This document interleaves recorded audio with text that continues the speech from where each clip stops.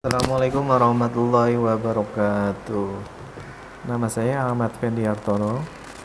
Di sini saya mau membahas tentang kesimpulan dan studi kasus dari materi yang sudah saya pelajari dari materi 1 sampai dengan materi 8. Materi pertama itu ada komputer dan masyarakat. Materi kedua pengaruh komputer terhadap masyarakat. Materi ketiga risiko pada sistem komputer. Materi keempat implementasi teknologi informasi. Materi kelima masyarakat digital. Materi keenam ergonomi. Materi ketujuh tantangan dan peluang karir di bidang teknologi.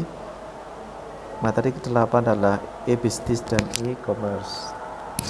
Nah, materi pertama pengaruh komputer terhadap masyarakat. Komputer telah menjadi bagian integral dari masyarakat modern, membawa kemajuan luar biasa namun juga menghadirkan tantangan baru. Untuk memaksimalkan manfaat dan minimalkan kerugian, masyarakat perlu mengembangkan literasi digital agar dapat menggunakan teknologi secara bijak, kritis, dan bertanggung jawab. Kesimpulan dari materi kedua,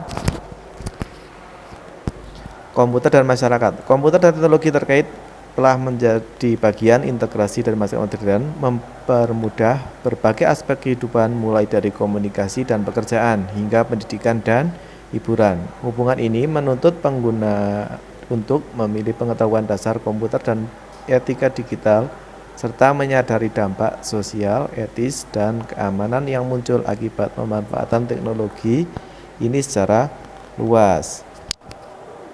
Materi ketiga itu ada risiko pada sistem komputer.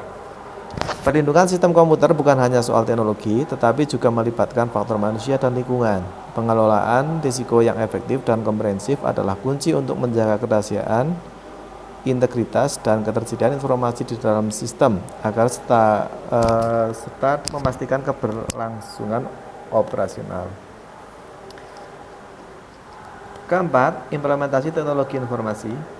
Penerapan teknologi informasi telah membawa perubahan fundamental dan menyeluruh di berbagai aspek kehidupan sosial, ekonomi, dan budaya.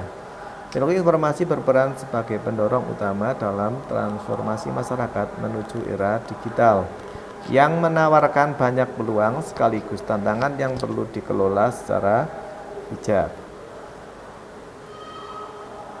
Yang kelima, masyarakat digital. Masyarakat digital adalah suatu bentuk masyarakat yang kehidupannya sangat bergantung dan terpengaruh oleh teknologi digital dan internet. Perkembangan ini membawa dampak positif yang besar, tapi juga menimbulkan tantangan signifikan yang perlu dikelola dengan bijak. Yang keenam ada ergonomi. Ergonomi bukan hanya sekedar tentang penyesuaian fisik, tetapi juga merupakan pendekatan holistik yang berfokus pada pemahaman interaksi antara manusia, pekerjaan, dan lingkungan untuk menciptakan sistem kerja yang harmonis dan berkelanjutan. Yang ketujuh, tantangan dan peluang karir di bidang teknologi. Untuk berhasil di karir bidang teknologi, seseorang harus proaktif dalam menghadapi tantangan yang ada. Kuncinya adalah memiliki pola pikir yang terus belajar, terus mengasah keterampilan teknis dan non-teknis, serta mampu beradaptasi dengan perubahan yang cepat. Yang kedelapan, e-commerce versus e-commerce.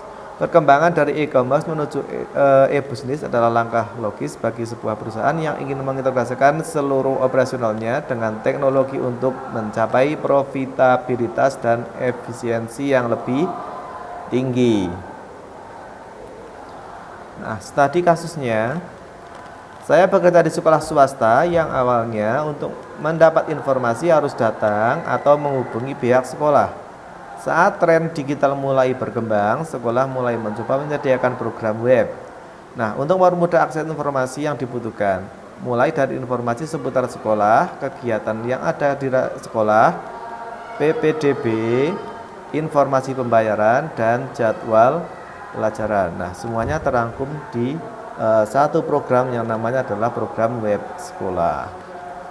Nah, hubungan antara kasus dengan materi ini, yang pertama adalah komputer dan masyarakat, pengaruh komputer terhadap masyarakat dan masyarakat digital.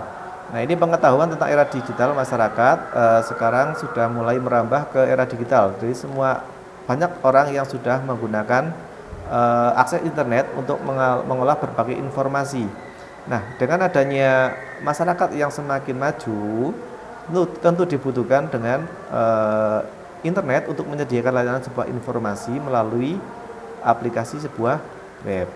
Nah, implementasi teknologi informasi, nah ini menciptakan sistem informasi berbasis digital, yaitu dengan pembuatan program aplikasi web dari sekolah untuk bisa diakses oleh wali murid. Nah, dengan e-bisnis dan commerce dan ergonomi ini adalah pengenalan program sekolah, web sekolah dengan harapan dengan adanya web sekolah ini bisa meningkatkan siswa supaya bisa bertambah ya, terutama dalam hal PPDB. Nah, itu dengan adanya web sekolah nanti diharapkan masyarakat bisa mengakses atau mendaftar tanpa harus datang ke sekolah, tetapi cukup dengan mengetikkan alamat dari web sekolah tersebut. Kemudian tantangan dan peluang karir di bidang teknologi.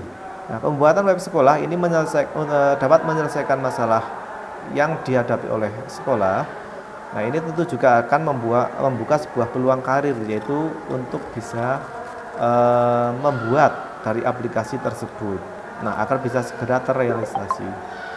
Nah, kemudian resiko dalam sistem komputer. Nah, untuk keberlanjutan dari aplikasi web tersebut, tentu dibutuhkan sebuah langkah untuk mengupdate ya sebuah software, sama untuk menjaga dari tangan-tangan orang yang tidak bertanggung jawab. Nah, untuk perlu diadakan pengamanan sebuah sistem dari para hacker-hacker yang sering merambah ke pencurian data.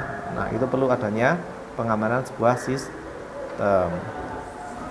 Nah, penerapan dalam pekerjaan saya, nah sudah dilaksanakan. Nah, pembuatan aplikasi web ini menggunakan web hosting, yaitu Hostinger, dan pengerjaan aplikasi menggunakan WordPress.